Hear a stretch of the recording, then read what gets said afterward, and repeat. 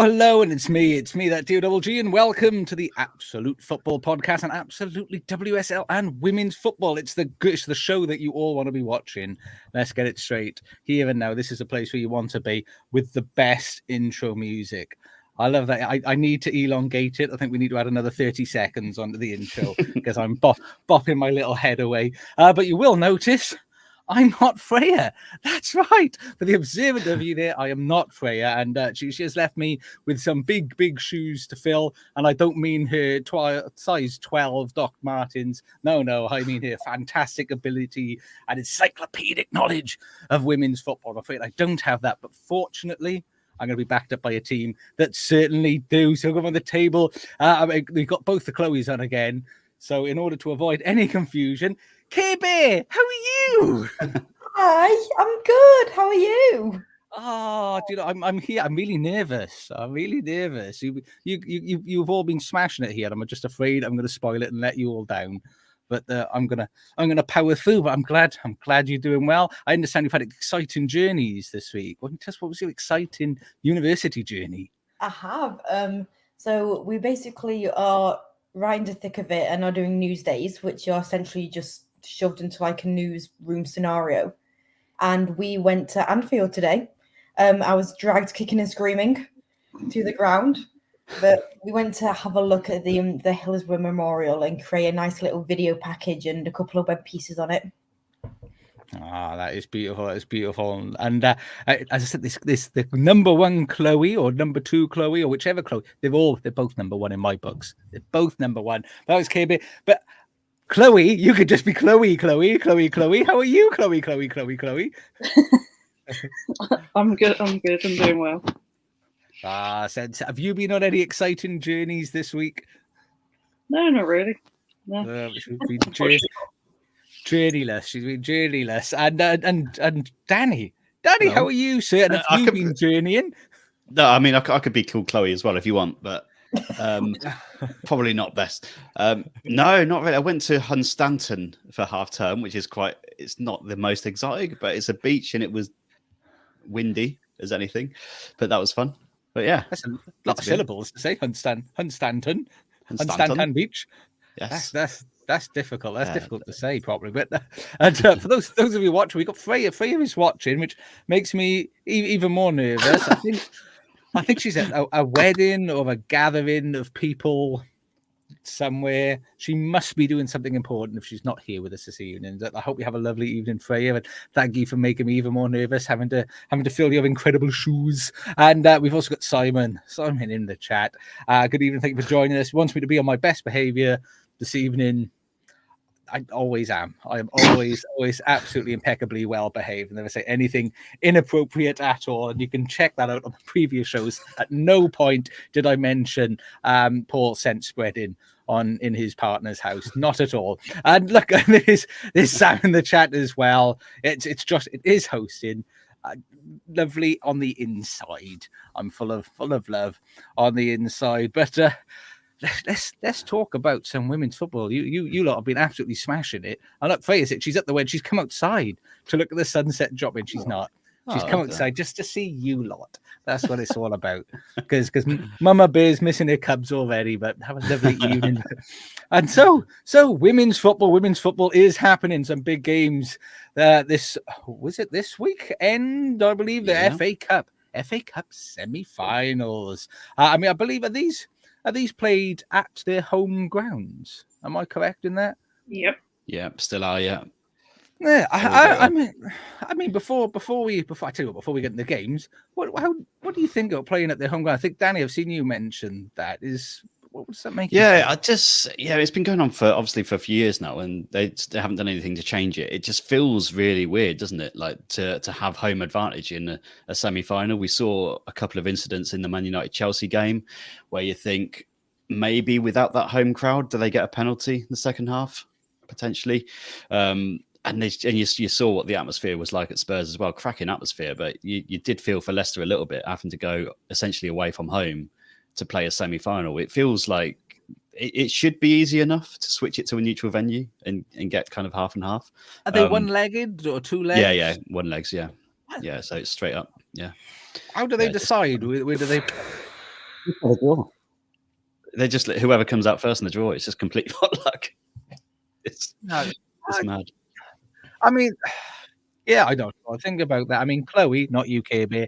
You're going to be KB all night. Remember, lock that one in. Lock that one in. I mean, Chloe, do you think? I mean, in regards to traveling for the fans, do you think it's not? Well, it doesn't make any sense, does it? It's not like it's a logistical thing. I would imagine. Do you think they would draw more fans if it was at a bigger venue?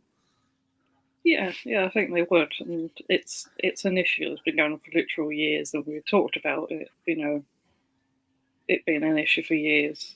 So yeah, the idea that comes to mind for me is one time when I think it was like Reading, Chelsea at the Hive, and then London Bees, or something like that. I think there was a sort of double header there, so maybe that's an idea to do one day, double header at a big stadium. Yeah, that'd be great. That'd be a lot better, I think. Like completely neutral stadium. Yeah, and it's not rugby. It's not like it's tearing the pitch up or anything. It's sort of remain a playable condition. I mean, KB, in regards to, I mean, if it was Everton, say for example, and you had to would you rather traipsing down to that neutral venue? Would you be happy? Do you think that you would carry the crowd, or would you sneakily want to try and keep it at your stadium?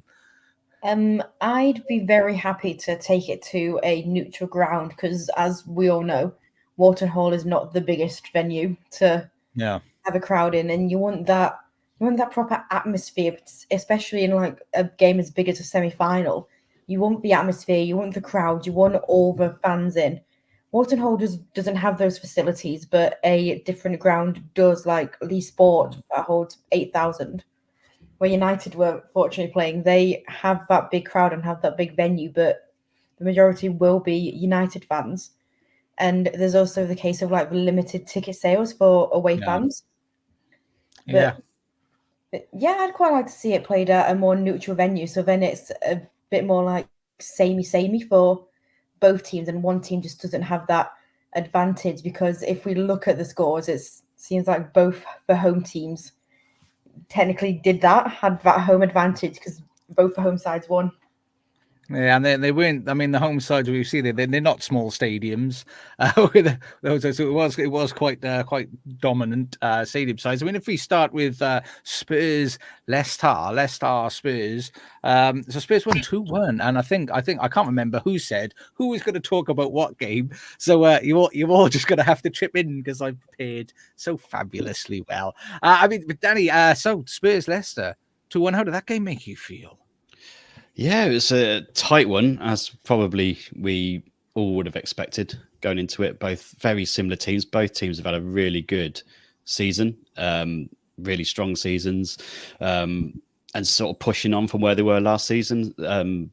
But yeah, really close game. I thought the goal that kickstarted it all from Jutta Rantala, she's so underrated. We're talking about it in our chat, I think. And she scored an absolute screamer to put Leicester in front. And to do that as well, this was played at the Tottenham Hotspur Stadium as well. So this was a massive sort of occasion for that stadium and for the women's team and for Leicester to play in as well. So for them to go there and do that, and they looked really calm and composed when they were in the lead. But then obviously Spurs turned it around. They got to extra time. And I think once extra time hit, you did fancy Spurs a little bit more. And fair play to him. A massive fan of what Robert Wilhelm is doing there. He's completely changed the style of play, and for them to now reach a final at Wembley is huge for them and for where they're at the moment. And I think they from what my educated reading, they have won a couple of games late on. Spurs at the minute. They seem to be battling to the end quite consistently. Is that down to the style of play that has been bedded, do you think, or the spirit that's been garnered by the coach? Yeah, I think so. I think that the coach is a massive part of that. He's got that fighting spirit, that never say die attitude to his players. They play really good attacking football. Occasionally they'll let themselves down in front of goal. The last few weeks, like they went up against Bristol City, won up a couple of weeks ago, and you expected them to go and score 4 or 5, but they just couldn't take their chances. They had about sort of 30 chances, 30 shots on goal. They couldn't convert one. So you did fear a little bit when they went behind in this one. But I think the atmosphere carried them through a little bit as well. Just having that home atmosphere in that big stadium, and probably the first time a lot of them had the chance to play in it. But I think they had a game. Did they play against Arsenal? I think in the league there, and came out on top there as well. But yeah, so really good for them. I think the one thing for Spurs now is the really, really sad point is Grace Clinton not being able to play in the final. She's on loan from Man United, so because they're playing Man United, she's now got them to the final, helped to get them to the final, and for her not to be able to play at Wembley is so heartbreaking for her. Yes, I mean that's a really good point. I mean, I totally get, you know, with lone players not being able to play against their parent club. I do get that, but in instances such like this, I'm thinking, could the league have a they can make exceptions, can't they? If there is a request made, I'm not sure actually. I've seen that somewhere once upon a time, or I dreamt it, or I installed it playing Football Manager. It could be any of those things. Ooh, who knows? Who knows? But young Clay, okay, but did you catch that game? And if so, how did it make you feel? I did. Do you know what? I thought it was a good. Can I just say how good I am for Grace Clinton first? Can we break the rules? Is that allowed? Break the rules, yeah. Can we do that so she can Well, play? didn't Villa give it a go? They did it under the radar, though, I think. Why not do that for Grace Clinton? Like, you know, just give her another name. Yeah, just put another name on it. Oh, yes. Leighton. No one will ever know. No, I'm actually quite gutted for her and quite devastated that she can't play, because I think she's been absolute key for Tottenham this season. Like, I think she's been incredible and getting the Lionesses call up as well. Like, that's a dream for her. Like, she's been amazing throughout, and I'm really sad for her. Like, I want her to play. I'm sure she appreciates it. You should tweet her and tell her. Tell her how much I love her. Yeah, I will. Yeah, I think you should. I mean, Chloe, are you sharing that love? Are you going to tweet her as well? Maybe. I think, gutted for her. But I think she's actually in a win-win situation because, I mean, she's not going to play, but she's going to get a medal either way. So. Does she still get a medal? That'd be amazing. She just sticks the shirt on. Like, yeah. Awesome. Oh, awesome. I love that. Oh, what a great payday that is! Because I bet you there might be some sort of like win bonus or something in the contract. If we win this cup, you get that. That'd be lovely. That'd be great. Just sit there playing Nintendo Wii on the sidelines. Wonderful. Everyone. Not Nintendo Switch. Nintendo Switch. I'm not down with the kids. What do you mean? I'm nearly 40 years old. But you wouldn't have guessed it because I'm so youthful and childish. But in terms of the game, I mean, Chloe, do you feel did Spurs deserve to edge that? Or do you feel a bit sorry for Leicester because it was tightly fought? Yeah, I mean, I'm not surprised that Spurs won in the end. I did think they were going to do that, but it was a close game. Leicester putting up a good fight, and just Ramsler's goal, that was an absolute scream. And yeah. I mean, Paul's been going on about her quite a lot, and yeah, she's definitely a player to keep an eye on for sure. Mm-hmm. Well, I mean, Paul, you wouldn't guess that Paul mentions things and likes to batter it home, but he does. Who knows? I tell you what, honestly, I think I've been catching up and trying to educate myself on the WSL, and I find our Twitter chat group that we have is a little bit like Sky Sports News for women's football. It's absolutely superb. I get all the updates. I don't have to read a paper or anything. I just log into Twitter, and you all keep me up to date. I mean, Simon's in the chat. He thinks the rule sucks. Oh, stinks. He doesn't think it sucks. He thinks it stinks. It should be up to the parent club whether the lone player plays against them. And that's, I don't know. I know there is when they initially loan a player out, they can agree for it to play against their parent club, but maybe they saw it coming with some canny transfer business, perhaps. But that was the first semi-final. And the next one was, I mean, I imagine we'll spend a little bit more than 10 minutes on this next game, potentially. call me crazy. Manchester United 2, Chelsea 1. Heartbreakingly, Chloe, I'm going to start with you. How did that game make you feel?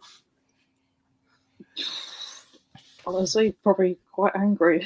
Most angry I've ever been, really. Just refereeing decisions and just not getting we had 2 penalty calls turned down, which should not have been turned down, and I don't get how they were turned down, and I was not happy afterwards. And is this the one where I think I saw the Man United defender had her arm up? She actually moved her arm out. Is that the one that I did see? Yeah, I'm not going crazy. The other one but wasn't the referee there? I didn't see that. I saw like they kicked the ball. The referee was standing like so she could see everything, sort of like head on. So she would have saw the United play go whoops. Well, I'm amazed how we didn't get those, and just it was one of those days where if those things not going our way, then it's just going to be one of those days where it's like, this isn't going to happen. But also the whole Lauren James incident, I think people have made a bit more of that than they needed to be, really, because I think it was just after United conceded, so obviously Millie's trying to protect the ball, trying to stop us from doing a quick kick-off, because they conceded from that quite a bit, and obviously you got Lauren James going for the ball, trying to get it off her to do the quick thing. Where she's gone over, Millie's gone back, so obviously the photos look worse than what's actually happened. So I mean, I think when you watch it, I mean, I tell you what didn't help. I tell you what did confuse me. Didn't she score like right at the end of the first half? Mm-hmm. Is that? I think so. Yeah.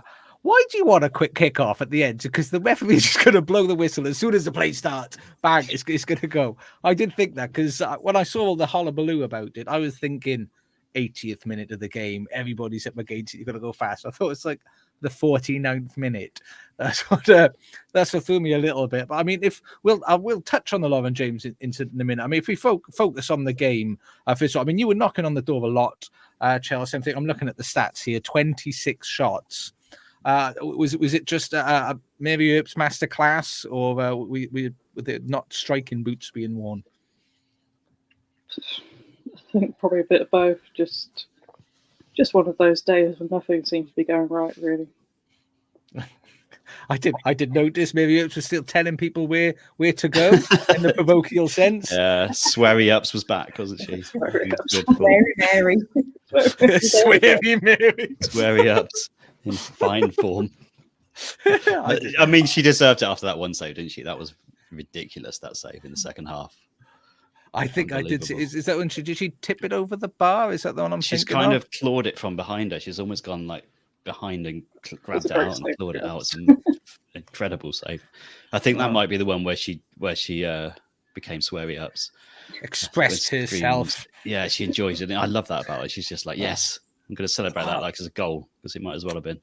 Well, I mean, yeah, that's what you have as a keeper. That is your goal.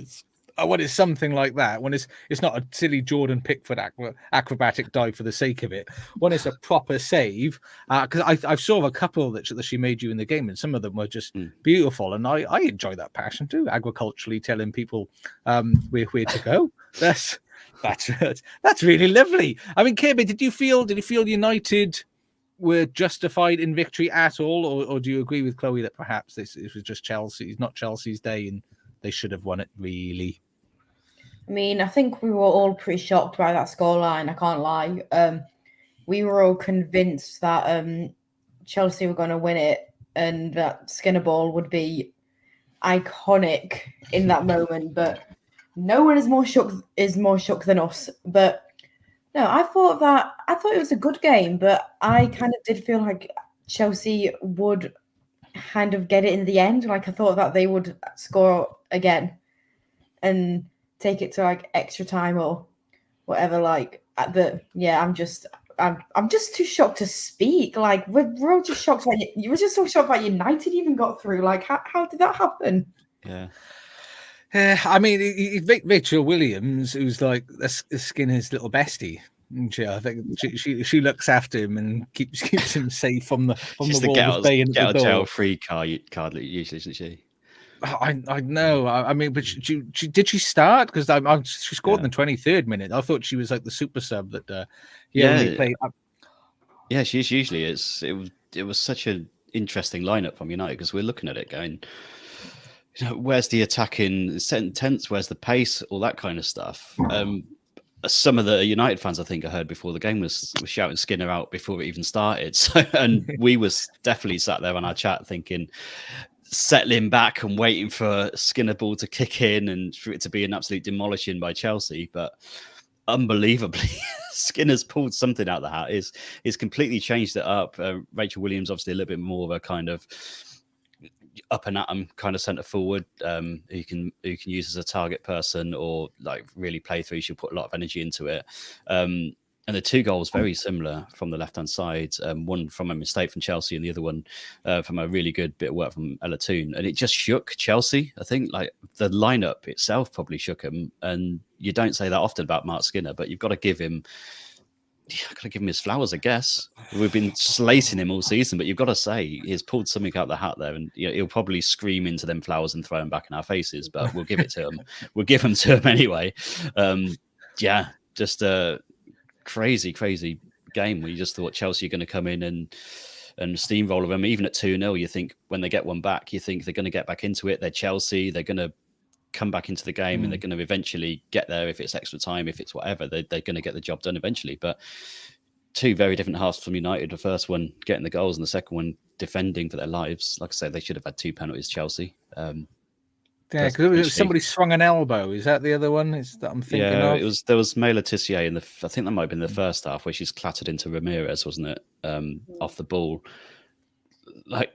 And again, like the reaction of the commentary team and things like that, it was a bit like, oh, that happened, you got away with that one kind of thing. And we're like, if Lauren James does that, what happens? It gets analysed, and we saw what happened after the game, didn't we, with the social media reaction to Millie Turner, which we'll probably come on to in a bit.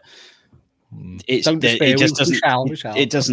sit well with anybody, I don't think, with that kind of thing. May Letitia was doing it a little bit during the game as well, and she's got a little bit previous with that, and that one was very bad with Ramirez. I think her reaction as well, Ramirez's reaction, maybe helped her a little bit because she's got up and got on with it, because she's that type of player, isn't she? If she stays down and that kind of thing, maybe it gets looked into a bit more. But I don't know. It was harsh on Chelsea, I think, some of the decisions throughout the second half and that one as well. But yeah, could be that home advantage you mentioned. I mean, that's what I mean.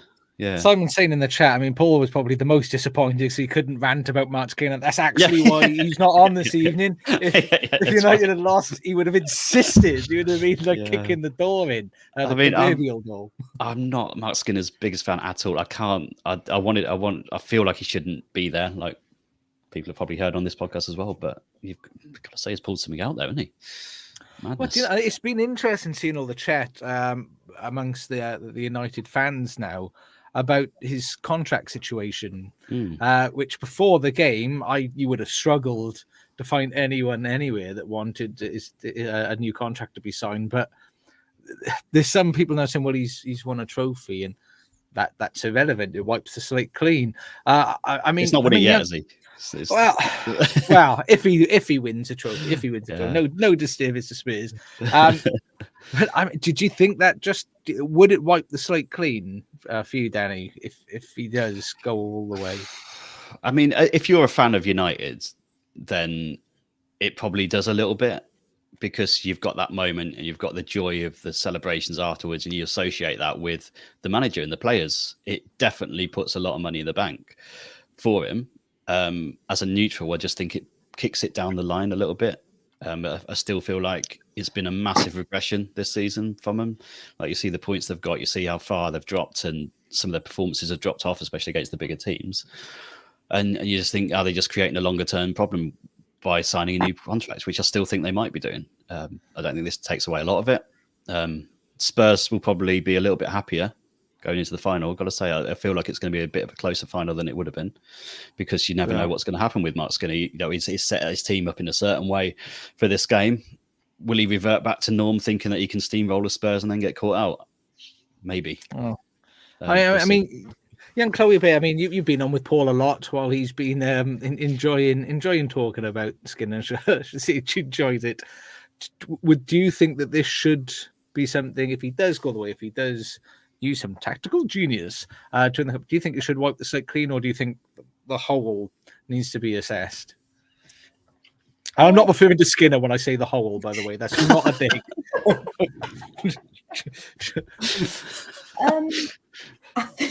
I think if they can, like, if they get to it and they win, I think it will make a lot of the fans like rethink and re-question, like, oh, he's actually like done something here. He's got us a trophy. He's got us an award. So I think a couple of fans might go back on the word, but I think it's going to take a little bit more than just a trophy to earn back the trust for Skinner.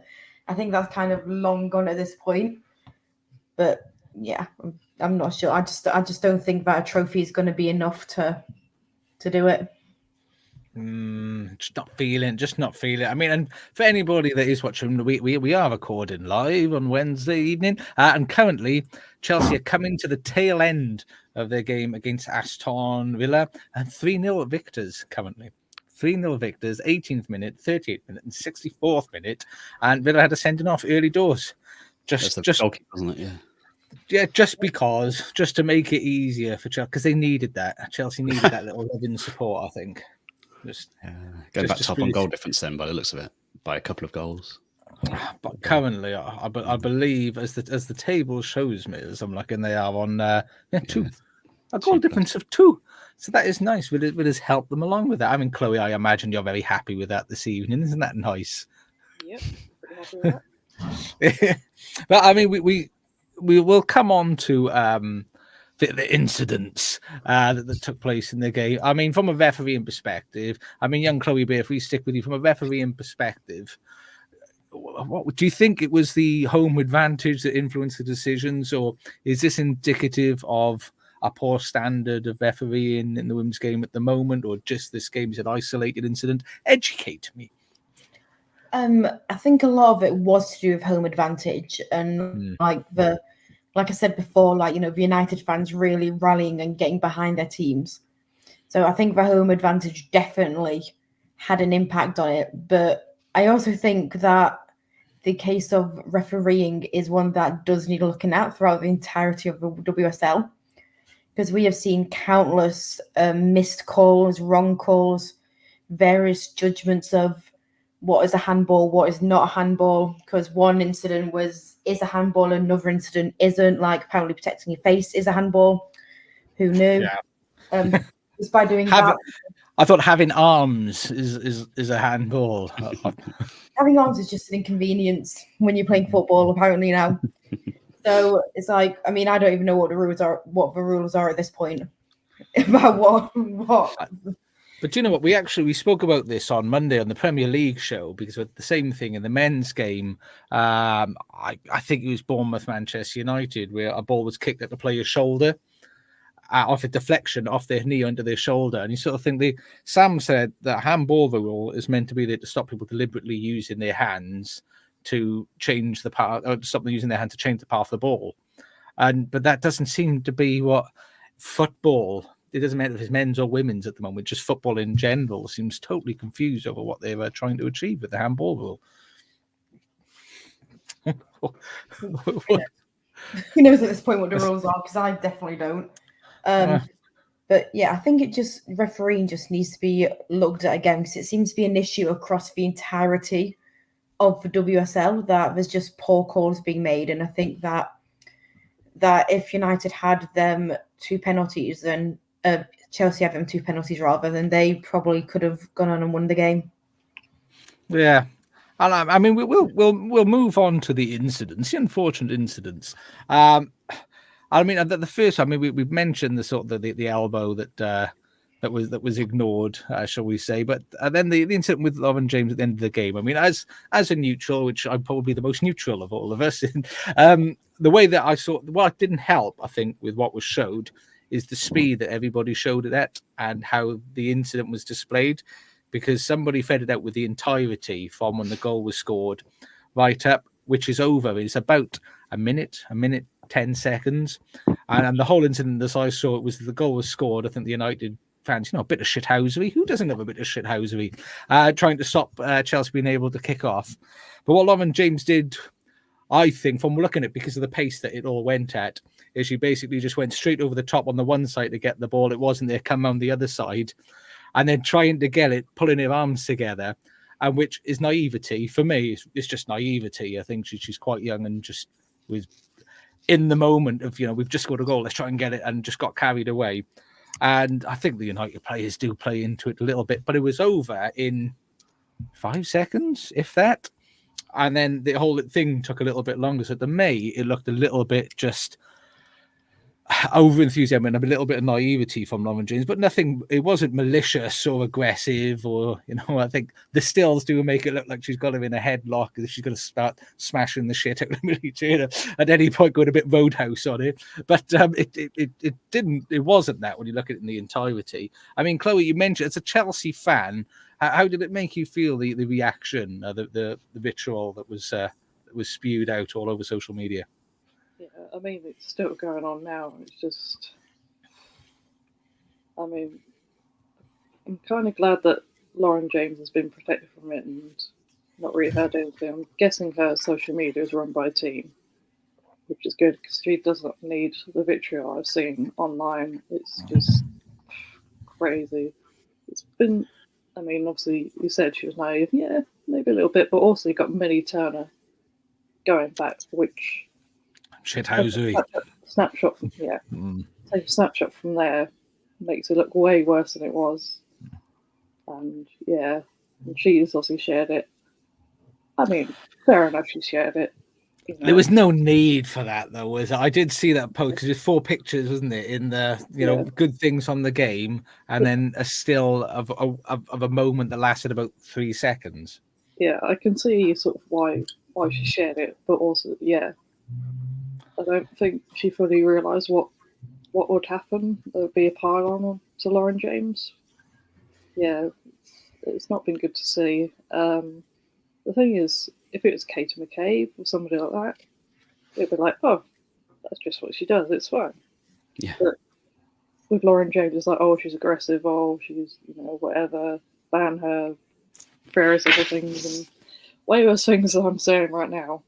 But yeah, it's just sad to see. I'm glad Lauren is being protected from all this because, if we're, seeing all this and just being, I don't know, just it does hit you a bit, really, just to see she's a young player. Yes, she's going to learn from these things, but she doesn't deserve the abuse she's got. It's just, not on.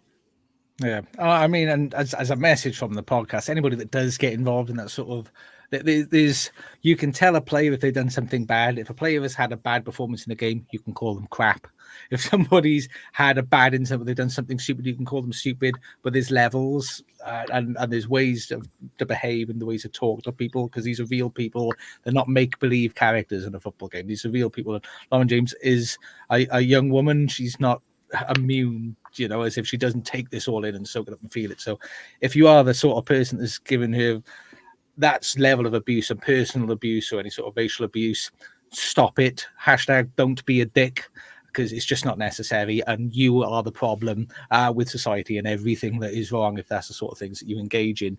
But I mean, Danny, as another neutral, I mean, seeing the incident, I mean, like I said, initially the way it was reported was in such isolation that made it look awful. But on reflection, after you've seen the whole thing, I mean, where do you think the level of reaction came from, and did it feel justified for you? As in the online reaction or the the players or everything? Give me everything. It felt like in real time. It felt like just a scuffle and like one of those things that happens after a goal. You try and get the ball back. You try and do whatever and get the ball going, get the momentum going again. That's what it looked like, and all the stuff afterwards. I just found pretty horrible. I thought Millie Turner, considering I know they're only just England teammates, but considering they are England teammates now, and she would have had some understanding of what sort of abuse Lauren James would get if she posted that. I thought that was really irresponsible, actually, by Millie Turner to post that. And, you could post all sorts of any of the things to celebrate the win and to concentrate on the fact you're getting to Wembley, you've got a massive win. To post that at the angle that it was, knowing what sort of crap Lauren James would get from it, it stokes the idiots on social media that wants to shower Lauren with racist abuse. That's what it does, because it just gives them some sort of platform to do so, and it's horrible. And Millie needs to have a look at what she's doing, I think, for me, because it just stokes people, doesn't it? There's no need for it. It's just they've got a responsibility to each other. I mean, you have a duty of care to other players in your profession to sort of look after them. I mean, and young Kirby, as somebody who's working in or looking to have a future in media work at the moment. I mean, you saw the pictures that were put out. As I said, all the snapshots that I saw from news media outlets are very short, very concise into that one little incident. I mean, the main picture from the Athletic that was reported was of that one bit. In regard to media responsibility of how you present the news and the story that you put, you want to get whatever's going to get the most attention. Do you think that's justified in the way that they present it, knowing it's going to cause that level of vitriol? Do you think it is what this is, and it's news, and people should be better than to react? Or do you think there's more of a responsibility that the media should play in how they present things? It's really, I think it's a fine line. It's quite difficult and circumspect. Yeah, there's 100% a fine line, because I know when I first saw the pictures, my first thought was about Millie Turner's neck. I mean, the pictures don't show a good angle anyways, because I thought that LJ was grabbing her neck, and my first thought was, oh my god, her neck, something could go horribly wrong here. But then when you see it, it's literally only about 3 seconds, and it's oh, it's not as awful as everyone first thought. And I think Millie Turner was wrong with the Instagram caption. I don't think that was needed at all. I think there's better ways around it, celebrating a victory. There's so many better ways she could have handled this. And in terms of the media, sometimes they're just as bad.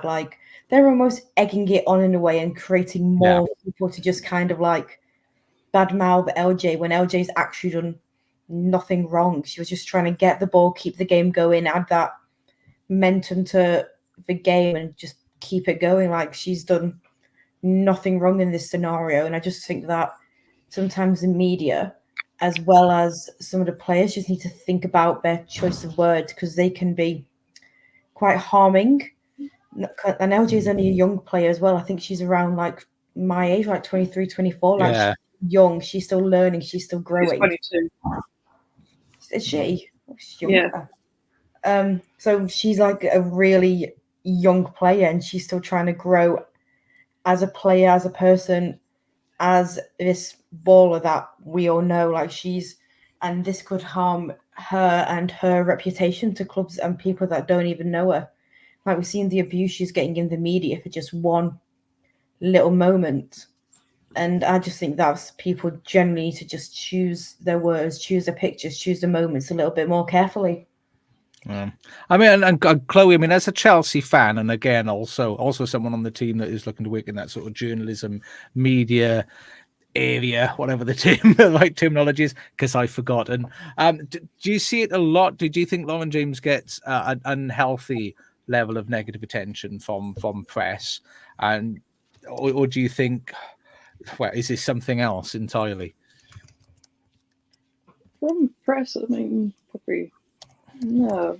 I don't think from press. It's just from fans. If you see certain things like the World Cup incident, that was a bit stupid. that was naivety. David Beckham did the same. Yeah, that she didn't deserve to be that vitriol she had then, but it's sort of carried on since then. But yeah, I think there's sort of knowing the abuse that somebody can get. I think when you're doing something that concerns them is a bit more. You have to sort of try and protect them a little bit from, potentially stoking the flame. But yeah. And I mean, I think I've seen a lot. I mean, again, as a bit of an outsider, you see a lot of that she does potentially need a little bit of taming in regards to sort of behaviour. Is that a fair thing that people say? Is that because that's the sort of umbrella now that people associate with her? She's somebody with a little bit of edge that needs him, but Emma Hayes would be there to take care of her. Do you think that's a fair reflection of her, or do you think it's just one or two incidents because she's young and learning? Yeah, I think it's just the fact that she's young, she's learning about sort of these sort of things, and I mean, again, Katie McCabe as an example, she's one of those sort of players that does have a bit of edge to her. Sometimes it goes a bit too far, but people just excuse it as, oh, it's just Katie McCabe, it's what she does. Yeah, I've heard that. I mean, even as somebody who doesn't follow WSL a lot, there's a couple of players that you say, well, that's just her game. That's just how she plays. She has that little things. But whenever Lauren James I've seen do anything, it's like the world's going to end. It's like the third coming of some sort of evil monster that's going to devour everybody else on the pitch. And what do you think? Do you think that's because of the level of ability playing at the team like Chelsea gives it that much exposure? And and one thing people in this country and unfortunately society in general, somebody's up there, they can't wait to sort of drag them down. Do you think that's what it is, or is there anything else that I'm missing? I think maybe that does play into it, a bit more exposure, but then also it's the whole sort of race thing. She's more likely to get racist abuse because of it, which is totally unjustified. But just because of the colour of the skin, she's going to get all that sort of racial abuse, and it's so anger-inducing, isn't it? Because it's completely unnecessary. Really. Yeah. And like you said, hopefully she does have somebody managing her social media, because it's a bit of a cesspit, and part of my friend full of little shits. Sometimes it's completely unnecessary. And again, I just want to remind anybody that does give anybody any sort of personal abuse that crosses that line, you're the problem, and don't be a dick. So moving on, though, I mean, Spurs United in the final. Danny's already mentioned it's going to be an unpredictable game at the very least. Let's go round the table. Starting with you, young bear. Who's your winner? And do you want to make a score prediction, or you're too scared? Oh, do I want to make a score prediction? I don't know. I think it is going to be a close game. Just briefly, while I'm here, someone I follow has announced that Spurs are only receiving 11,800 tickets for the final. Where's the final being played? Wembley. It's ridiculous. There's 2 different ends that each team has, and then it's just general for the rest of it. Yeah. How many fans did they have? It was their home game. I mean, that would have been more than that at their home game, wouldn't it? 18, was it? Yeah, I think so. Something like that. So that's kind of a bit mental. Yeah, but they'll find. As long as if this general sale, if each club has 11,000 specifically and the rest is general sale, I can make my peace with that. But if it's 11,000 each and 40,000 hospitality and then 10,000 general, I'd be wanting to smash someone's front doors in. Yeah. Of their house, of their property, or the building in which they operate. The thing is, it's women's football. There's not likely to be any trouble between fans. There will be probably Spurs fans and United fans set together, which is fine. Yeah. Yeah, nothing's going to kick off, so there'll be more there. They just won't be in the designated areas. As long as it's general sale, I can live with it. But I think Young Bear's trying to deflect away from making the score prediction. That's what I think. I think he deflected. I can't.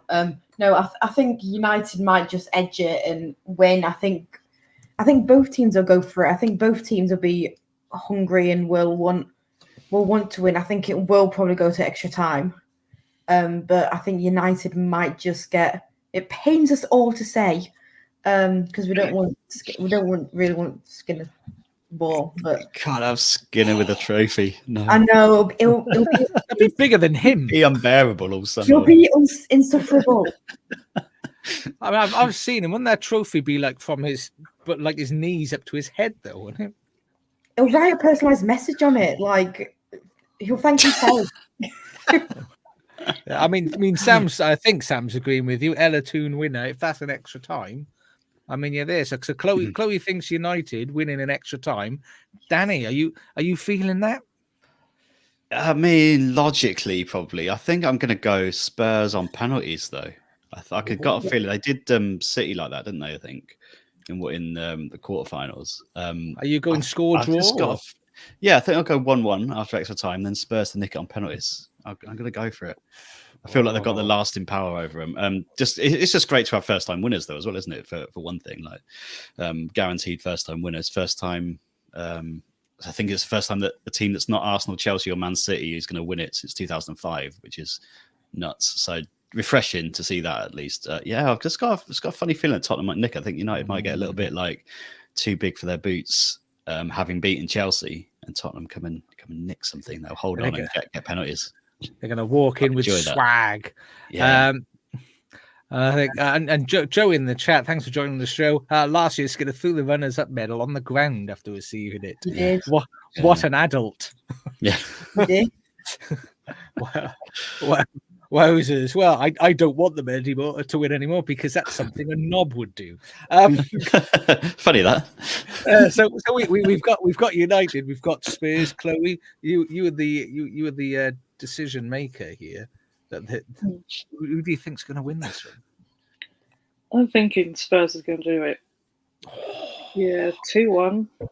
I think scoring the winner. Oh, look at that! That is precision. What a precision prediction! Hopefully I'll ask Sam to clip this and remind you of it later on. Yeah. So, you're either gonna look good or you're gonna pretend like it never happened. But I want to know what you're talking about. I don't know what you mean. But that wasn't the only big games that were taking place. Big games in regards to scoreline in the women's Super League. There's only the one game. Arsenal 5 alive. If you're old enough to remember that as well. Thank you very much. Arsenal 5, Bristol City 0. Let's start with young Chloe Bear. How did that game make you feel? 5-0. I mean, I think we kind of expected it to be a big scoreline with it being Arsenal v Bristol. Like, that's so mean. That's so mean. Poor Bristol. I mean, I'll have you know they've won a game this year. One game. They've done it. Wasn't that against Arsenal? Yeah. So it's like 3-2 or something. No, to be fair, it was basically Arsenal kind of like ran riot around Bristol, and I thought, I mean, it was a little bit predictable, but I enjoyed the game. I quite enjoyed watching it. It's just one of those things, isn't it, where we all feel for Bristol a little bit because they are getting relegated, and bless them, they had a good go, but it was just Arsenal's game. Oh, bless them. They got. I think it was 31 shots. Arsenal had, and Bristol did 3. But yeah, you know, they passed the ball 321 times. Look at that. And the thing that upset me the most is that only 69% of them were accurate.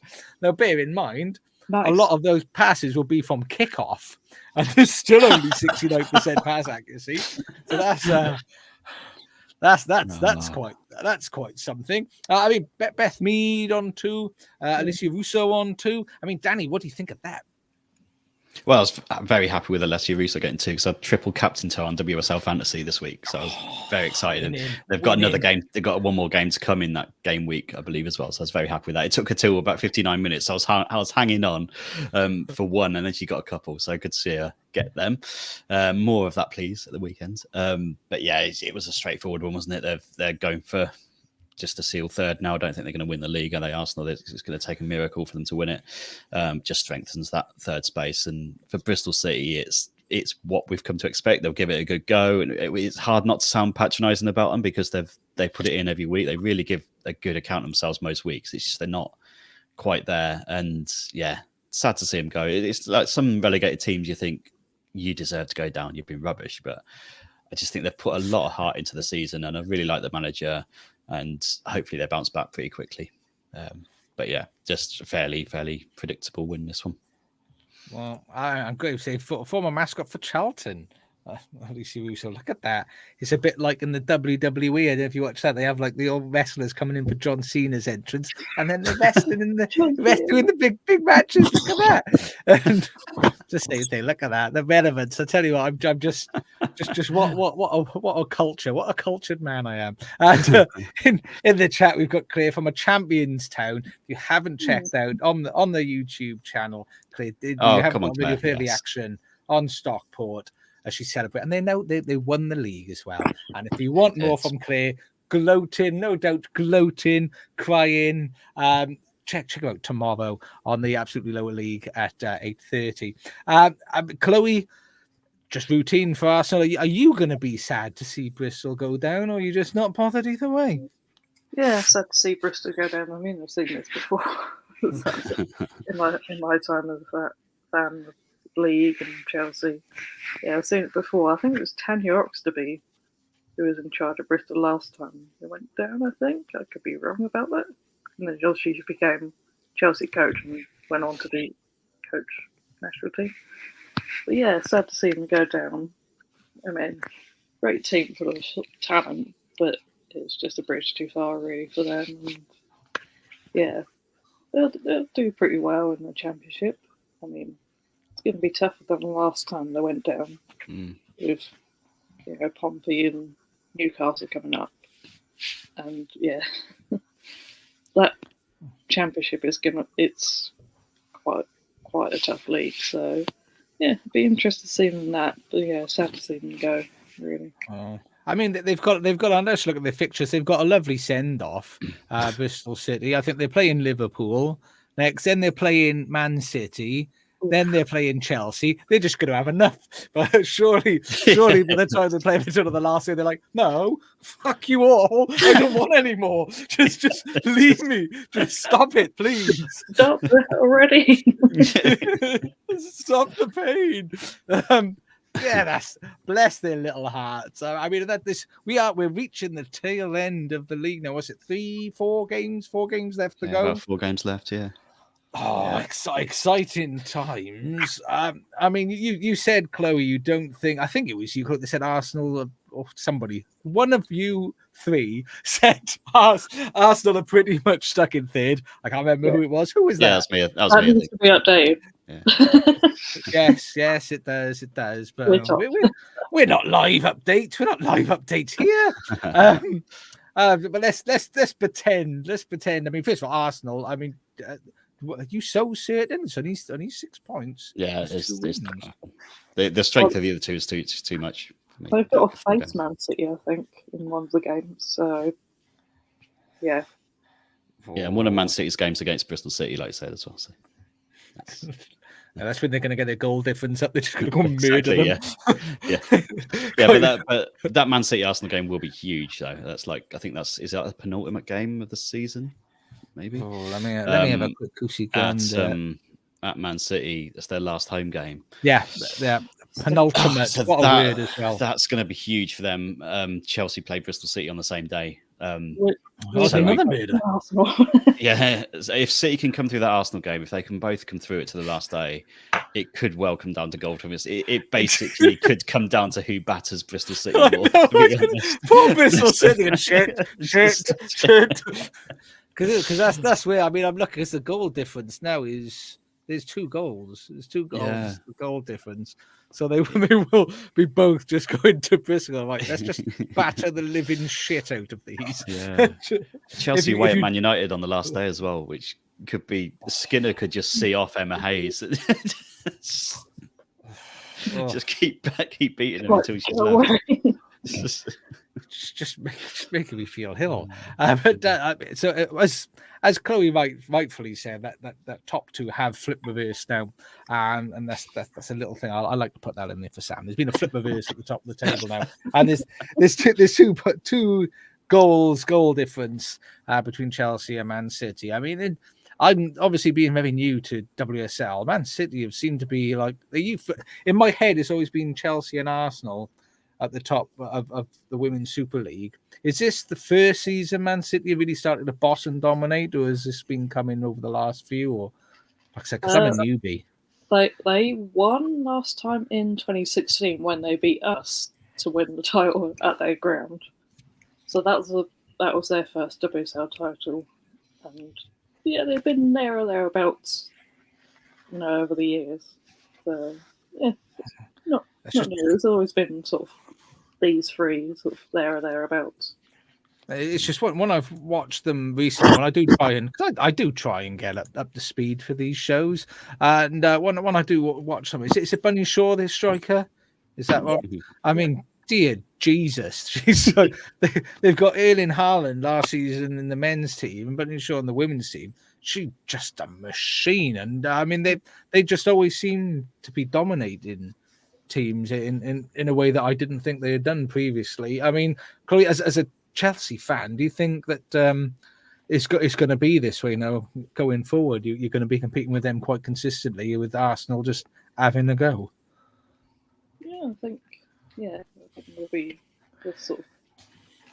I mean, this has been sort of domination between those three teams for years. But I would like to see, and I think it's going to happen. We're going to see more teams sort of in the mix, really, because obviously at the start of the year, Liverpool were sort of up and thereabouts, but fell down a bit. But yeah, I think there's going to be more competition in years to come, especially with us having a new coach. Next year is going to be interesting. So yeah, that'll be good. And Bunny Shaw, funny enough, I remember. I think it was the 2019 World Cup, I think. And I said, I saw Bunny Shaw, I was like, she's one to watch. Wow. Just pace, strength, technique, everything is just immense, absolutely immense. But I mean, well, as a newbie in the WSL, one relegation spot, is that, are we liking that? Should that be more, or you need more teams in first, I suppose? I mean, I'd say if you had like a 14 to 15 team league, it'd be easier. But do you think that's fair that it's just the one relegation spot? Because what it looks like it does for me is make sort of, if you're in ninth, between sort of ninth and fifth, is sort of almost like irrelevant then, isn't it? Yeah, I mean, we've got the new company coming in next season, which we don't know what that exactly is going to sort of do to the league. So that might change. Maybe not next year, but within a few years, might see sort of different sort of league. Yeah, I mean, hopefully, if there's more money in there and they can sort of help develop teams more, because what you wouldn't want to have is more teams, but at the expense of some quite weak teams that really going to struggle to be there and just get the back doors smashed out of them every single week is not going to be fun. So I think once you've got that bit more parity, perhaps the finances of these new owners might help with that. Who knows? I mean, Joe would like to see 16 teams with 32 games, which I think that'd be quite a nice balance. What did we say? We wanted to go straight on, didn't we? We wanted to go straight on to. I mean, these are called catch-up games according to Sam's slides. Catch-up game. I'm not quite sure what that means. Whether they just because they were behind everybody else is what I'm assuming, because I'm not that educated. But Blackburn 0, Reading 0, a 0-0. Who wants to talk about a 0-0? Come on, give it to me, people. Yeah, I'll go for it. Yeah, good result for Reading, I think. Yeah, because obviously, having been in WSL last season, relegated to Chelsea on the final day, which is a weird thing, seeing your team win a title, but then you're also relegating the other team, who you got the star player from. Circle of life. boggles the mind. But yeah, it's obviously with things in that club as a whole, financially, just terrible, and just yeah, it'd be good to see him, sort of try and stay up in the Championship at least. Because I think being relegated would have been sort of, absolute disaster. So yeah, good to see them get a point against Blackburn. They're a good team. They're a good team. So yeah. It is a super league. It is a super competitive league, certainly at the moment. I mean, it's 1 point. It's another point above relegation zone for them, and I think was it 3 points? I'm reading here, 3 points in. I mean, do you think they've got enough? I don't want to see Lewis go down though. That makes my heart hurt. That makes my heart hurt a little bit. Yeah, but it's still tight. It's another point. Chloe, do you think Reading are gonna stay up? Yeah, I think they'll just about do it. Lewis, that's going to be, that's going to break my heart to see them go down. Because I've been there, a lovely bunch, and I love what they stand for. But I think they'll be able to take the sort of blow of relegation a bit easier. I think if Reading were to do that, it'd just implode on them, really. Because I'm looking, because Reading's got Durham and and then Watford on the last day. So we're not. Yeah, Watford are already relegated. So yeah, so it's not. And then Lewis have got Crystal Palace and London City. Crystal Palace. It's the Palace game, isn't it? That's going to be the issue. I think the goal difference is better than Reading's, but that Palace game, you can just see Palace are really going all guns blazing, aren't they? So you can see them if they're still 3 points behind with a game to go. That's difficult to overcome, isn't it? And, it is. It's that fixture list which doesn't make nice reading, isn't it? No. London City have been on a little bit of a decent run as well. Well, they are. I mean, the last time I was on, they were like, if not flirting with relegation, they were certainly glancing at it from a distance across the bar, suggestively. But they look to be a little bit more safer and secure. Now, Graham's also firmly on the Lewis bandwagon this weekend, and I believe that the Lewis owners follow the podcast as well. I don't know if they watch. If you do, hello. But I know they follow us on the Twitter art. We got very excited, and of course, if anyone from Lewis is watching and you do want to come on at some point, we would happily have you. All of us would sit here in awe and just want to love you all and give you nice big cuddles and snuggles. That's exactly how that show would go.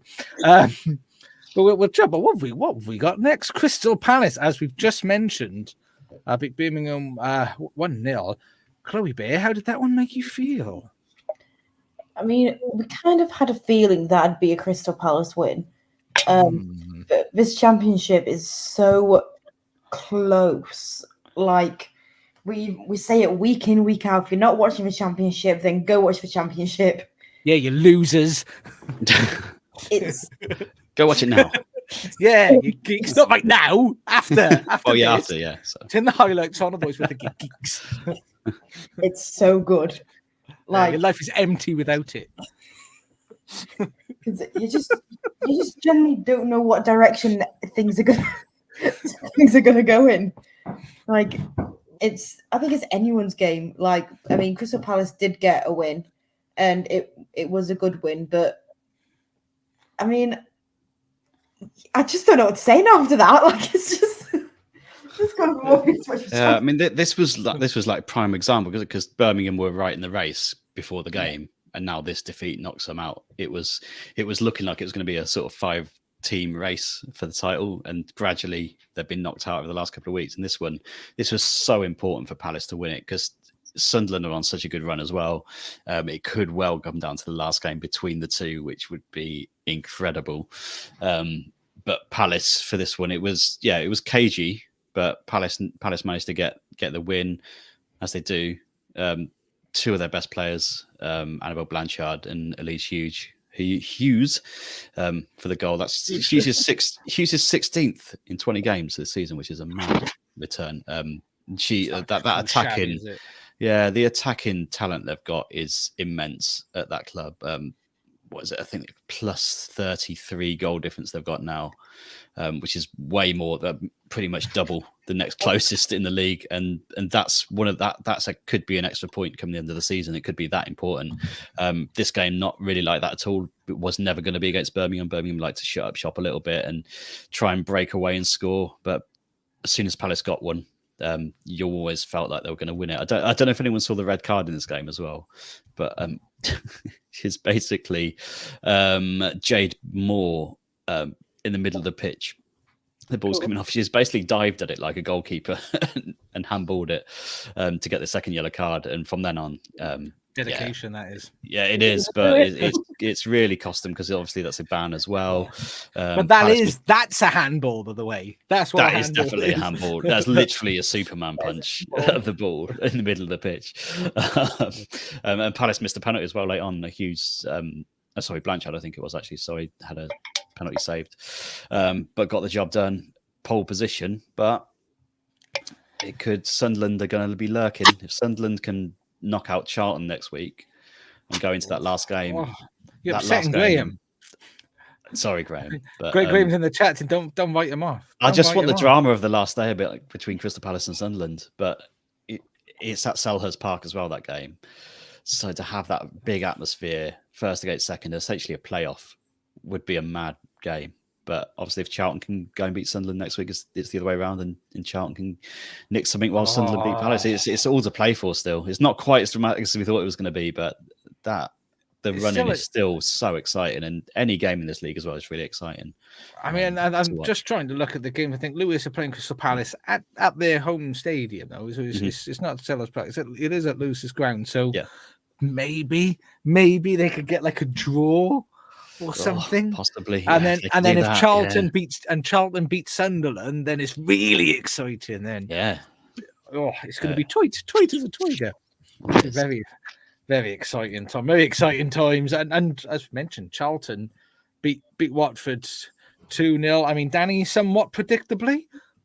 Yeah, I think so. It's been at one point it looked like Watford were gonna get out of it or like make a stake for it. They've got a player called Ajimang at front, Michelle Ajimang at front, and she was missing for a large period of the middle of the season. That seemed to cost them quite a bit. She's an absolute powerhouse up front, and she looked like she was going to drag them out of relegation. But it's gone south in the last few weeks. And this one was one too far against Charlton. Managed to hold them off until half time, and then Charlton came good in the second half. They're really important goals, obviously, for Charlton, but for Watford, that's relegation confirmed, unfortunately for them. And they'll have to try and go again next season. But Charlton keeping up the pressure. And the pressure is on. It's a difficult game to go away to Watford, London derby as well. So to come out of that with a result, to keep them in it is a good showing. The heat is on. It's on the street. It's on. The heat is on. God, my armpits stink. Jesus, I nearly knocked myself out then. Wowzers. All these lights. It's all these lights. I agree in the chat. It's a huge win for Charlton. But sadly, it relegated Watford. But don't feel sad. Don't be weak. Be strong. But for someone to win, someone has to lose. Circle of life. Circle of life. Massive game, as you said Sunday. We want Ant to be celebrating, though, don't we? At the end of the day as well. Do you know what? Ant just celebrates goals. Ant is full of love for Sunderland women's team. He's just full of love. So he'll celebrate anything. I think if they win a corner, I bet you he's halfway down the halfway line. We want to see him do a lap around the pitch when they win. Yeah, he said he's going to Selhurst Park, so didn't he? On the last day, I think he's got tickets. So he's going to make the journey. I don't think he can run around Selhurst Park very easily, mind. No, probably not. Yeah, that's a challenge accepted. we want to see Ant. We'll do it now just because you said he can't. Yeah. That's what we want, Ant. We want you running with Selhurst Park. I'm not going to put my arms up again. This I'll knock myself out with his arms in the air. Not like this, but just imagine they're a little bit higher. If he wants to run like that, that's fine. I think they'll make even better content. Give it a go. And Graham's tempted to go to Sunderland on Sunday. Should do it. Do it. Yeah, go on, Graham. And will be there. I've heard he's a hugger. Even if he's not, just do it. Make him feel uncomfortable. That'd be funny. So that was, I think that covers all of the championship game, and Graham said the Selhurst Park was horrible. And the only running you want to do is away from it. Yeah, I mean, I'm a Liverpool fan, and after the result with the men's here on the weekend, I stuff you, Crystal Palace, sucky losers. But this is I'm assuming this is the up-to-date table at the moment, and it is. It's quite tight at the tight, and it's only 3 points separated first to third position. Does anyone feeling brave enough to make a prediction in regards to the winner? I mean, Chloe, we'll start with you. Do you have a winner you want to stick your neck out and say, yeah, boy? No. Oh, you're so brave. No. No. That's the sort of analytical, in-depth analysis that you get on this show. No. I want to say Sunderland just for Freya and Ant, and I think they could. Go Sunderland. Yeah. I think Sunderland as well. Oh, look at that. The two Chloes on Sunderland. And do you want to be contrary? I'll let you go first. I really want it for Sunderland. I really do, but I've had this feel. I think I predicted Palace a while back when we first made the predictions, and I've got to stick with it. I think they'll beat Lewis, and that'll put them in such a strong position where they'll only need a point essentially because their goal difference going into the last day. And at home at Selhurst Park, you can't see them not doing. But the way it's been going for Sunderland, the late goals, the drama, you sometimes do think that there's a name on it, don't you? And that it's meant to be. And I really, really want it to be Sunderland. I just think it'll be Palace at this point. Yeah, part of me wants it to be Sunderland because of what happened when they brought on the licenses, where Doncaster got kicked out, Sunderland got kicked out, not justly. So it would be sort of quite poetic for them to be like, we've got it on our own merit. So, yeah. And do you know what Graham's saying? We need more Charlton on the podcast. Not feeling any. Oh, well, just for you, Graham, I think Charlton are going to win it. I think they're going to win all of their games, and other people are going to lose all of their games. Charlton are going to win. I think this does intensify that conversation we had earlier as well, though, about even going 2 up, 2 down, because the quality this season in the Championship has been immense. Like, it's not just the fact that they're all together. There's drama. It's not just the fact that they're all tight together. There's a reason for that as well, because they're so good. They've been playing so well. And I think any of those 3 teams will bring a lot to the WSL next season. Yeah, I'm with you. I mean, they have the 2 teams going down. I mean, Watford already going down. And I think I saw in the chat, Joe saying keep an eye on Newcastle because they're in the Championship next season with all of their dollar bills, y'all. Dollar bills. Won't go up. It'll be Sunderland, Newcastle, and Southampton, Pompey. Yeah, and Durham as well up there. Durham as well.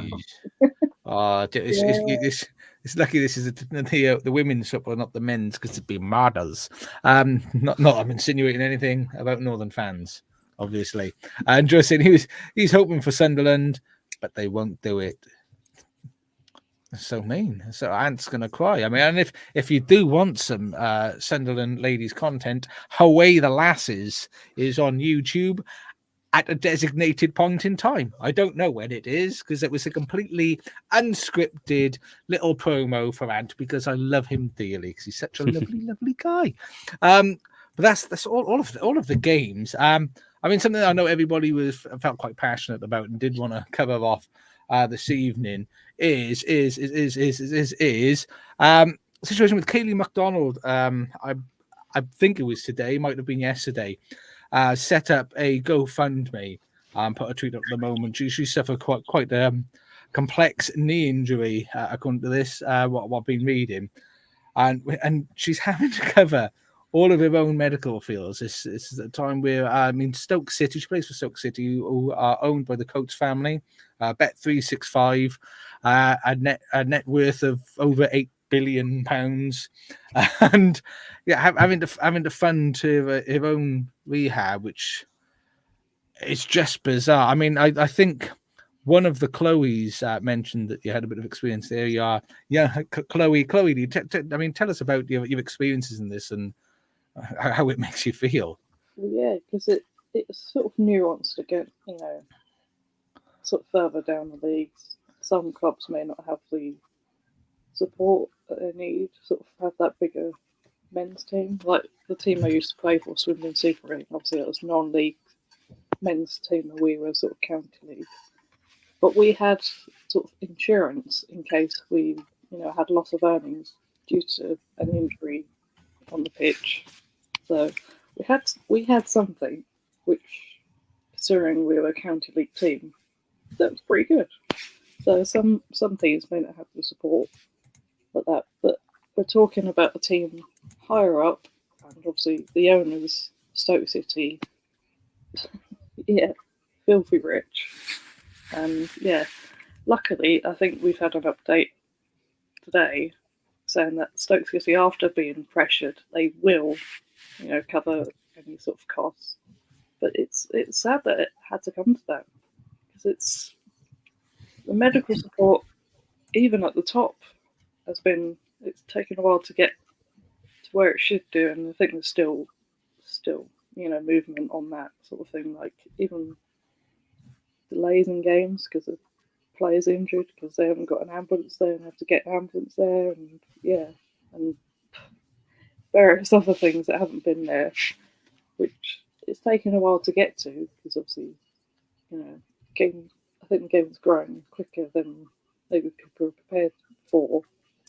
But when you've got a professional game, there needs to be professional standards off the pitch as well, with the medical, staff and that sort of thing, and provisions. So, it's sad that it had to, they had to be pressured to do this, considering their worth. But at least they've done something, because in the women's game, literally for years we're so used to sort of breadcrumbs and that, but we shouldn't be accepting breadcrumbs. We should be demanding the whole loaf. And I mean, it is a strange. I mean, I think because as an organisation, whoever's in charge of the league or the FA or whoever the responsible governing body, they would be able to imply some sort of private cover for each of the teams and a level of insurance to sort of cover that up. It has confused me a little bit. I mean, within my company that I work, I have private health insurance through my work, and the fact that that's not in place is a little bit bizarre. I mean, Danny, what were your thoughts on it?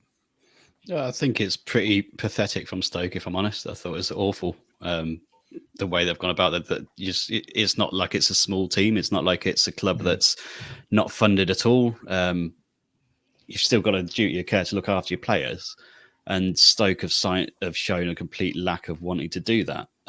Even though they've U-turned now, it's good that they're doing it and they're going, but they shouldn't take this to make them think that and to make them do it just because he's got a little bit of media attention. They're going to go and do that now and change their minds. It should be in place from the start. The player herself has said, like, the injury itself is not the most painful thing. The most painful thing's been the mental side of things. And she suffered more mentally than physically with the injury. Thinking that it's going to end her career, thinking that she's not going to be able to sort of live day to day because she's not getting paid for it. She's not getting it sorted out. She's having to pay for it herself. It's all going out of her own pocket kind of thing. Yeah. It's just awful from Stoke. I think it's really just, got my goat this week, because they've clearly got the funds of the ability to do that, as they're showing now. And it just makes you think how many clubs are in the same situation, how many players are going through this kind of anguish and mental breakdowns, because they're essentially a career, an injury could end their career, because I think it could really impact their lives if they've got kids, if they've got family that they're relying on, This could have a major impact on them. It's awful. Because I'm sure I read she was initially having to go through the NHS initially for treatment, which, I mean, I know someone very close to me had a bad ankle break and had to go through the NHS. And because, I mean, and the NHS are fabulous, and this isn't a dig in any way, shape or form at our NHS, because we're exceptionally lucky to have such a quality organisation here. But there is a difference in standard between the private care that is available if you have the finances for it and what the NHS, because the NHS is set up to help you and I, not specifically professional athletes who need to have levels of rehabilitation and levels of care and support within a set period of time. Otherwise, it's going to have a detrimental impact on their on their very short career that they have. So that's sort of got me in the first instance, is that she had to go through that. But I mean, when people talk about parity and equality between the men's and women's games, I get that there isn't as much money in the women's games as in the men's, and over time, hopefully that'll remedy itself. And at the lower leagues, I mean, I think, what are they in, like a northern? Is that like a northern league? I think they're in. That's it. Yes, and so there will be teams in there perhaps that haven't got the finances behind them, but there are teams in there like Nottingham Forest. I'm looking at Newcastle, Burnley, Stoke, West Bromwich, Derby, who are associated with the men's team. They have that level of finance to be able to do that. I mean, if you look at the costings, I think she's looking at raising 25 grand, which for all of those teams I mentioned, that's like a week's wage, 2 weeks' wage, one of the men's players. So I get it if there's a team where they don't have that big men's team behind them that can help sort of support and finance that, and you think from a moral ground they would. But the ones that can should. They're not. That's what got my goal. I mean, young Chloe Bear, what were your thoughts and feelings on the situation? Yeah, well, my first thought was that it's just such a horrible position for her to be in, because she's a young player as well, and I cannot even imagine having like that horrific type of injury and then not being supported in that way, like that. You've got to pay for it all yourself, and plus Stoke are a team that aren't professional. They probably train twice a week. They've all got full-time jobs as well, and she can't do her full-time job because of this injury, which is again just it's a good point. Which is just again like absolutely awful in itself that she's now not only like not doing her day job, she can't be doing her other football job. But it's good that the club have said that they'll finance it, but it shouldn't have come to that. It shouldn't have been a question from the start about whether they should have just automatically done it. Like, yes, we can help you, not just the physical side, but like she said, the part she struggled most with is the mental side. Like, they could have easily helped her with both sides, even just chatting to her, like taking that financial burden off her so she can just focus on this recovery. Recovering from this horrific LCL and ACL injuries, which are bad enough injuries in themselves, because she can be out for up to like a year and a half with both of them. So that's a year and a half she's not doing either of the things she loves to do. So we're all like thinking about her. Our hearts all go out to her and hope that they are actually going to pay for it. They're not just saying they're going to for either financial or looking good as a team. Like, we hope that they are actually going to help her out with the finances of this injury. But it's also quite sad that she has had to go private just for it. And again, this isn't anything on the NHS. Like, they're absolutely brilliant, but it's because she's had to go private because the wait list is just so long for that type of injury, and she needs it fixing if she wants any chance of a football career again. But yeah, I just think it's sad, and it really shouldn't have come to it. Yeah, and I think you've got to remember as well to speak up, as I think, to actually have the gumption to come out and say, look, I'm struggling, I can't afford to do this. That's not an easy thing to do. I mean, if you think about it in your own personal life, if you need money for something, the last thing really that you want to do is go out into the world to everybody and say, I'm struggling, I can't afford to do this on my own. So it's a really brave and big move to make. And I think in the statement as well, she hadn't heard anything from the club in regards to how to deal with it, how to manage it, not even the guidance of, why don't you speak to these people or speak to that. So the fact that she's sort of left alone to deal with it, and then having to sort of be brave enough to go up and speak up, it is sad. And as Chloe Bear said, our hearts to go out to. And there is, if you look, I think if you go on to GoFundMe, if you search for Kaylee McDonald, or if you go onto Twitter, her Twitter account is at Kaylee_MCX. If you go and check out her handle there, you'll be able to find the link to a GoFundMe if you want to support. But apparently the club are going to cover it.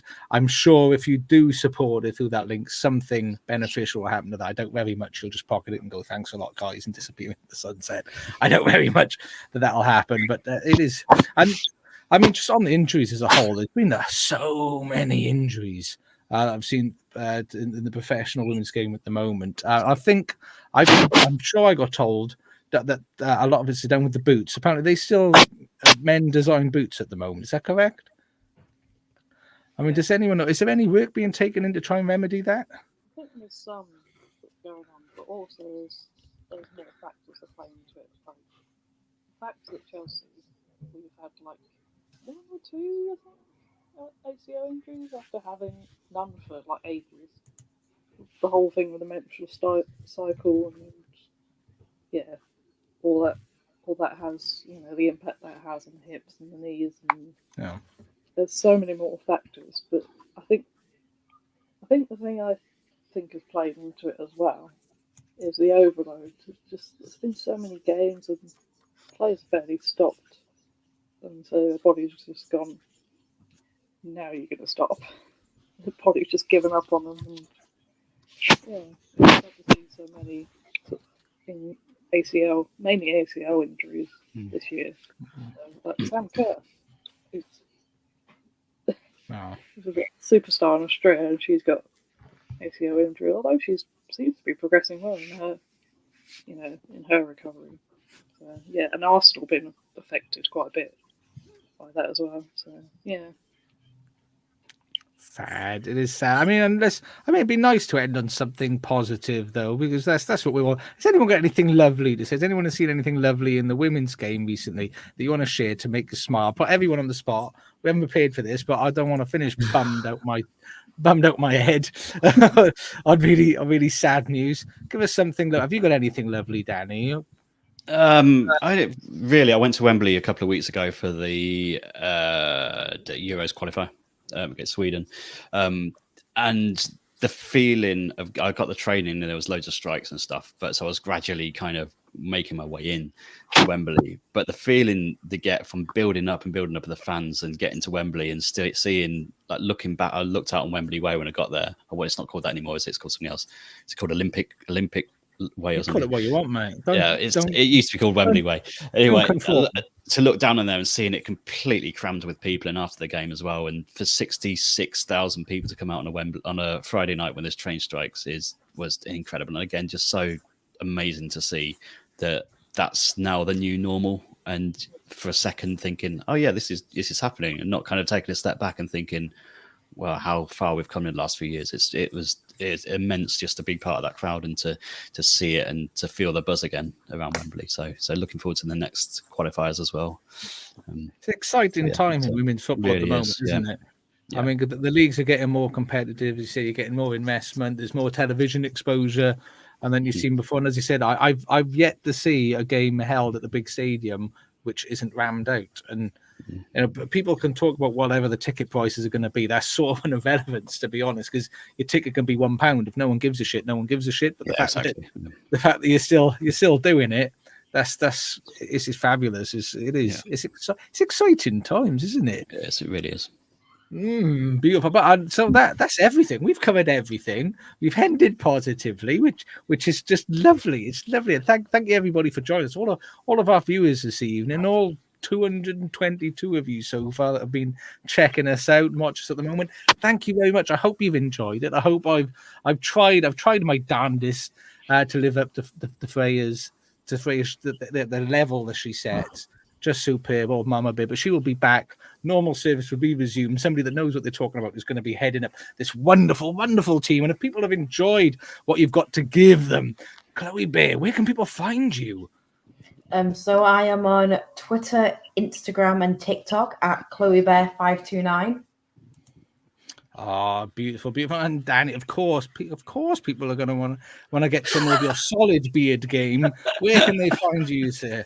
Where am I? I'm at Danny Brothers on Twitter and Twitter. Danny the Brothers, I think, on Instagram, and then our podcast is Cobblers to Me at Cobblers to Me on all the socials. If you want to follow the fortunes of Northampton Town men and women, so shout out to them as well, because I've got a big county cup game against the arch rivals Peterborough on Sunday. So that should be. Do you know what? Why wouldn't they? Why wouldn't they? Exactly. Come on. I think I saw somebody the day say Northampton is the place to be in the Midlands. It definitely is. That was me, I think, wasn't it? Yeah. You know what it was? It was on the Premier League show. We had Gavin on. He's from somewhere just outside of Northampton City. Oh, okay, nice. That's interesting, Northampton City. But on the nice little rural villages you have on the outskirts. Yeah, that's not where I'm from.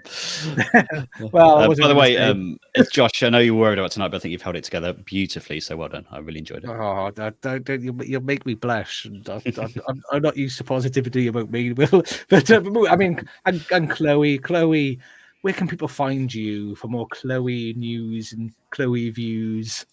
Yeah, they can find me on Twitter at Lionesses, which is in that little box just below my name. Oh, super. And the important thing, which I mean, there is a new social slide.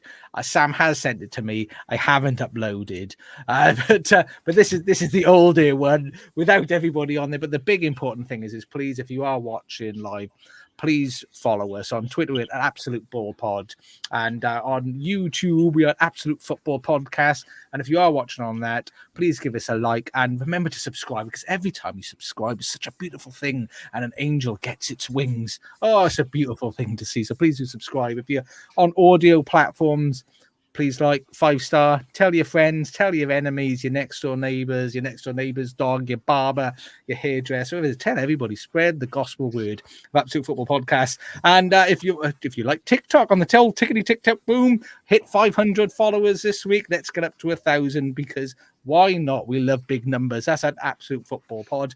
Instagram and Fairs, Absolute Football Podcast _ on Facebook. The Absolute Football Podcast. There was a big boom for that. I was very excited. And of course, it's Absolutely WSL Women's Football live on Wednesdays at 8:30. Please join us in the chat. Catch us on YouTube, Facebook, Twitch, Twitter. Chuck some comments in the chat. Be part of the conversation. And then tomorrow evening is the Wowdy Wabble. In the words of Roy Hodgson, the Wowdy Wabble are going to be doing Absolutely Lower League, the award-winning Gold award-winning Absolutely Lower League. Please check them out and see Claire reveling in victory of promotion. And I'm sure they'll be covered in Wrexham promotion as well. So Alan will be in the chat, no doubt, being very, very happy. But thank you, everybody, for joining us. Thank you for watching. Thank you, team, for helping me out so eloquently and making me feel like I could adequately pretend I know some things. But everybody have a pleasant evening. Enjoy yourselves. TTFN and ta-ta for now.